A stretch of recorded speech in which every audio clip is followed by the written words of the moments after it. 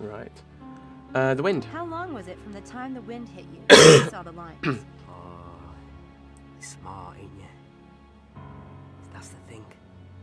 Couldn't have taken me more than 5 minutes, maybe 10 max to get clear of it. And them lines was already painted when I look back. In all that dust too. Oh, you tell me how that's possible. No way they could have been there before? It must have been pretty dark out. You see them lights? Oh, have a look. I would have seen him. Maybe you passed out for a while. You said you couldn't breathe. Oh, you sound like Mr. Gerald, my boss, bloody wanker. Look, I'm not saying it's impossible. I mean, I'm not God Almighty, am I? But that ain't the way I remember it.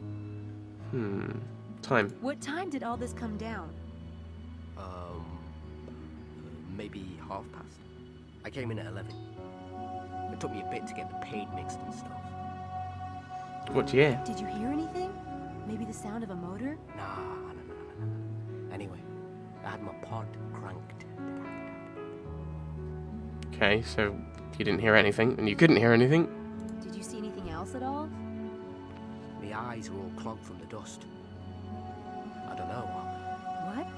You did see something else, didn't you? Come on, Eddie. We're cool, right? Look, I ain't said this to nobody, but there was something on the track. What? I saw the funnel still going round. This cloud was just chaos, right?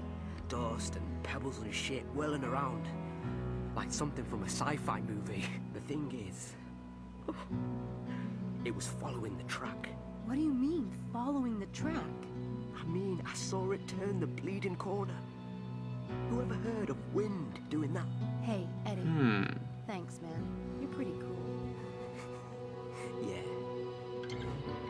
Anytime. See you around. See ya.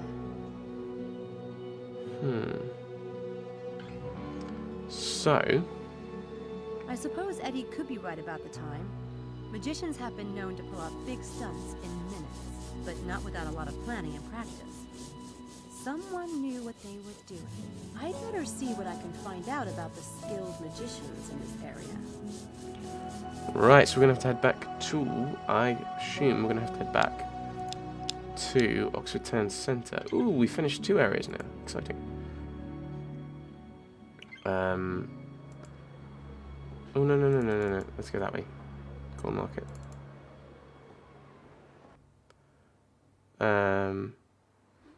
Into the Black Wand. Maybe he'll know something about this.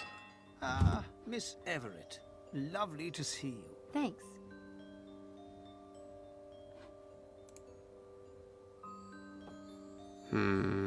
What can I do for you today, Miss Everett? Mind if I ask a few questions? The asker always reveals more than the one who answers. Ask away. Oh, the Betrayer's Price. I finished the Betrayer's Price. Did you? Congratulations are in order. You might want to check the box again. One never knows. I'll Okay. do that. And member. Are you a member of the Daedalus Club? If I were a member, I'd be sworn by oath to reveal the name of any member, and that would include myself. Do you know what the penalty is for breaking an oath? No. What? Having your eye plucked out. I hope that's not the kind of trick you pull for the tourists. It's pretty convincing with a bit of stage blood. Grand Game. Is it true that every member of the Daedalus Club once pulled off a grand game? Oh, yes. It doesn't matter who you know or how successful you might be. Even CIA code breakers have to create a game. There are CIA code breakers in the Daedalus Club? Certainly. It's about the game in all its forms, though magic and illusion play a large role, naturally. Naturally. So, can you tell me more about what a grand game is exactly? Ooh. I suppose I might tell you about some of the famous games of the past. Those that became so well known they can't really be considered secret anymore. Ooh. Yeah, let's follow that logic. Famous You ones. have my attention. Tell me about some of the famous grand games. Let's see. There was the successful TV illusionist. He was famous for making large things disappear. You mean... No names, please. As it happens, one of his most legendary stunts was to make the Statue of Liberty disappear from the New York harbor for 30 minutes. I remember that. It wasn't just for the TV cameras. That feat was a bid for entry to the Daedalus Club. No way! Did he get in? Remember the eye, my dear. Remember the eye. Yeah, you can't answer that. Ooh, I could ask for more. Okay, well, something in Oxford. Do you think it's possible that someone could be running a grand game in Oxford? Right now? Is it possible? Well, not me. Not me. Tell me about another grand game. And this one caused quite a scandal. Tiffany's in London had a window display of a ring called the Crensfield Star. The pink diamond in this ring was worth millions. Yeah? One day, the Tiffany's manager noticed that the ring was gone. The security guards remembered a well-dressed, frail old lady who had stopped to ask questions. Within hours, the theft was all over the news, and the police were searching the city. They kept getting strange tips about this little old lady, and were led on a merry chase. It was on the news all day, getting more and more bizarre. But What is it? did they really steal the ring? My dear, do you think the Daedalus Club would accept a thief? It's still going to Let have been me in the finish shop. the story. No, in the end, the ring was found the next morning. Oh, right. In Scotland Yard, in the cup of coffee of the chief detective on the case. Oh, that is awesome. With my luck, though, I'd end up in jail. There's always risk in a great game. Managing it is the sign of a master. But it's not a stunt I would recommend to you. No. Let's have a look at the box. I thought I could look at the box. Can I look at the box? Oh, what?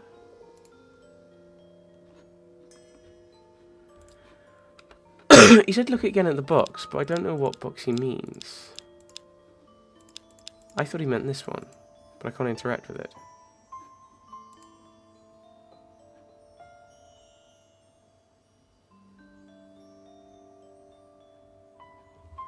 And these are all different things. This discrete device... Oh, that just takes me back here. Right. It's kind of annoying that I can't interact with that box. I thought it would have done. Nothing new. Okay. Huh. And this will just be... Yeah, okay. Go back to the box. Okay.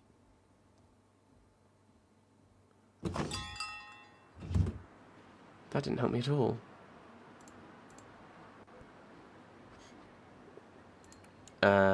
No, chapter 2 is what I want. How do I turn the page? Alright.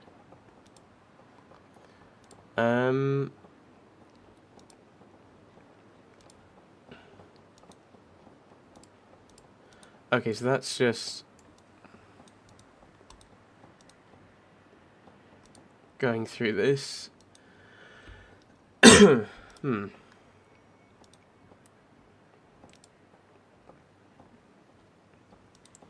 that's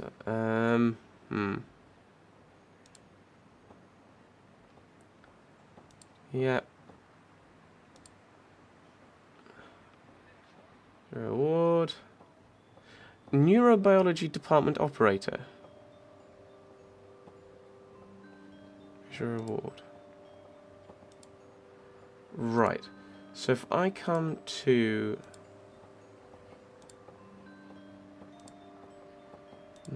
that's all of the stuff with Susan.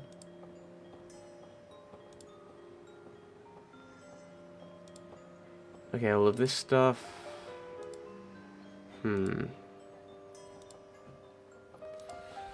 Right, I just want to get back to Mrs. and Mrs. Everleigh.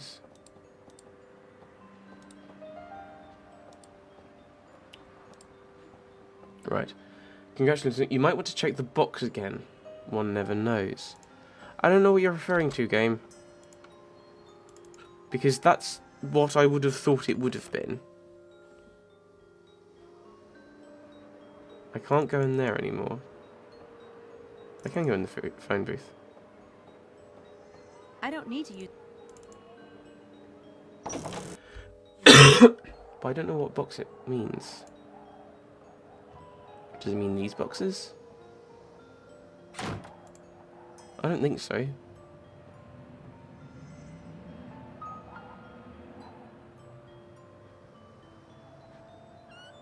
No, okay.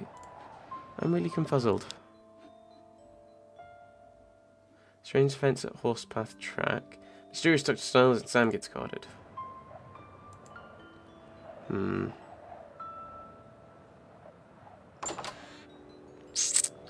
Her.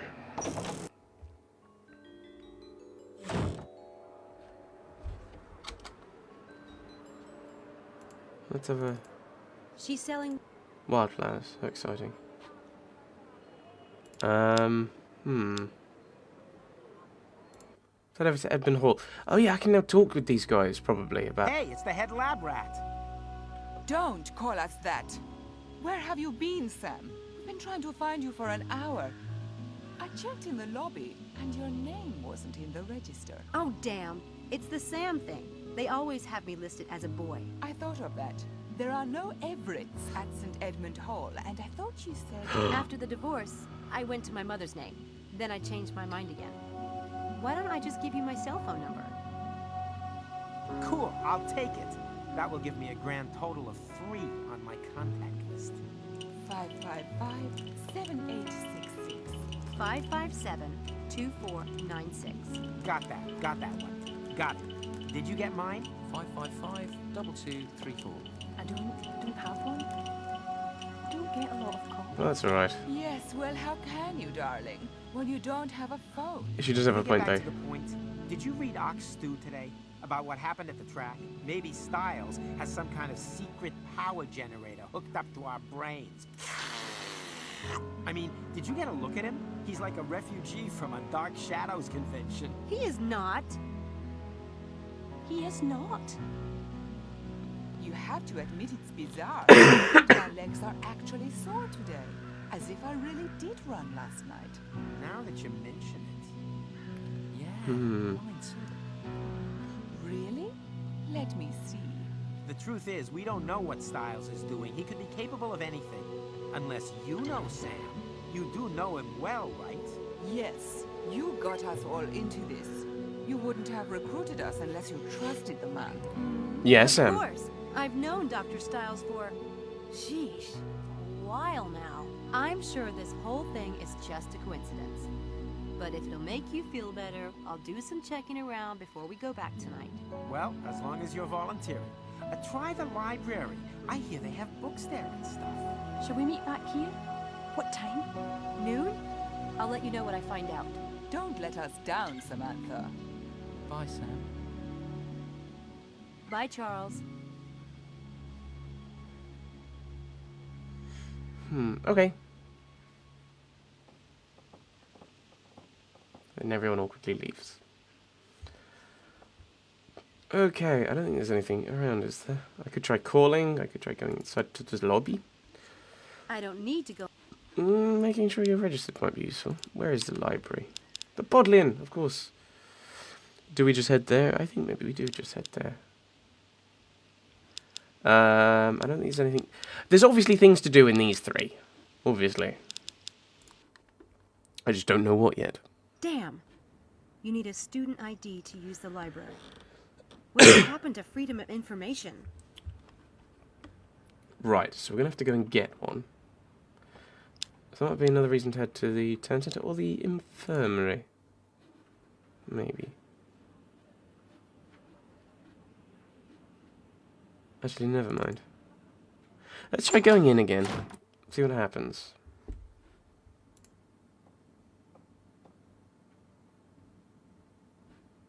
Are you sure I can't get 5 minutes with Mr. Headley? I really would like to talk to him about Dr. Styles. All right, but only because you brought me that receipt. Thank God I can get the auditor off my back. Mr. Headley, I have a Miss Everett that would like a brief word. It's about David Styles. Send her in. In you go.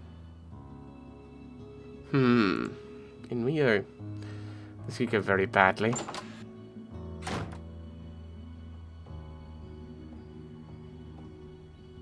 Miss Everett, a pleasure to meet you. Won't you sit down? Thanks. And thanks for seeing me. I'm always happy to make time for David. I've heard from him too little of late. How is he? Fine. Very self-directed. Well, that's something. Are you a relative? Me? No. I'm his assistant. He just hired me. Did he? Interesting. How can I be of service, Miss Everett? Tell me his backstory.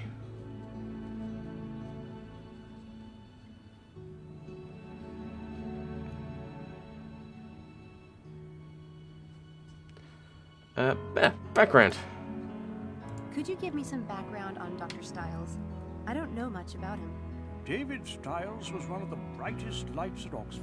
A truly brilliant and original thinker. He was the sort of man it was easy to envy. Wealth, a prestigious family name, good looks, a beautiful wife, effortless public success. Then there was the accident. A horrific, horrific thing. There's a poem by Robert Frost. Nature's first green is gold, her hardest hue to hold. Her early leaves a flower, but only so an hour. Then leaf subsides to leaf, so Eden sank to grief, so dawn goes down to day. Nothing gold can stay. That's beautiful. I wonder... Never mind. We must be honest with each other, you and I, for David's sake. What do you wonder? It's silly. I just wondered which is worse.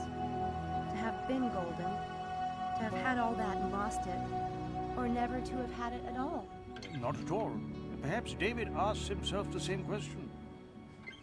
Right. Rumors on campus. I've heard rumors about Dr. Styles. Students say people have disappeared during his experiments, and... Stop. Don't repeat that nonsense in here, please. Sorry. No, it's only natural you would be concerned. He is your employer. There has been a lot of vicious gossip about David, but believe me, there's no truth in it. Then how did it get started? When someone is a little too successful, it inspires a lot of green-eyed spite. Should that paragon fall, let's just say there are certain people who love nothing more than to get out their knives and gather round the carcass. Of course, David hasn't helped himself any. If he insists on living like a hermit in that house, people are bound to believe the worst. Oh, right, more questions. Okay. His enemies. You mentioned that certain people were jealous of Dr. Styles and might have spread the rumors. I don't suppose you'd tell me who. It might be good for me to know in case I run into them. No, I don't think we need to discuss that. Okay.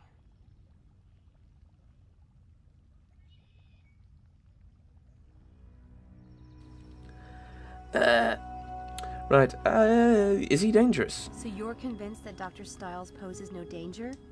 No danger to, say, students who are participating in one of his experiments? Absolutely not. He may be on leave, but he's still a valued member of this department. I've reviewed his case personally. There's nothing physically wrong with David Styles. Physically? What about mentally? Experiment. Are you aware that Dr. Styles is conducting an experiment right now? Of course. He had to submit a plan to the university, standard procedure. Frankly, I was happy to see him working again. Ooh, could I see it? Oh, that reminds me. Dr. Styles wanted me to pick up a copy of the experiment plan he submitted. He misplaced his copy. I think, young lady, that Dr. Styles will have to call me and ask for that himself. I'll tell him. It's been a pleasure, Miss Everett, but I really must get back to work. Thanks, Mr. Headley. You've been a big help. I only wish the best for David. I hope you'll treat him well and be a support. He allows so few people near him. I'll do my best. Goodbye. Bye.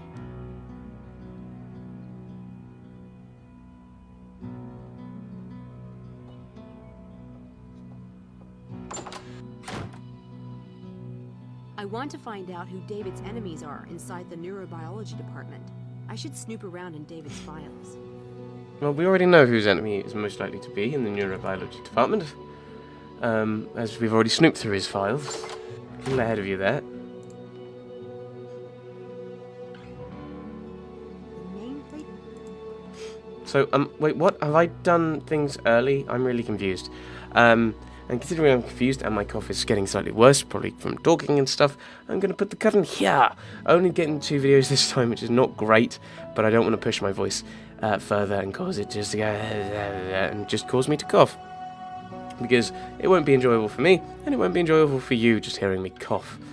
So, yes, curtain here. Next time, we'll try and find out how to inform the game that we're aware that Dr. Zsasz has enemies, unless we have to find more things, maybe. Well, thanks for watching, everyone. Thanks for watching.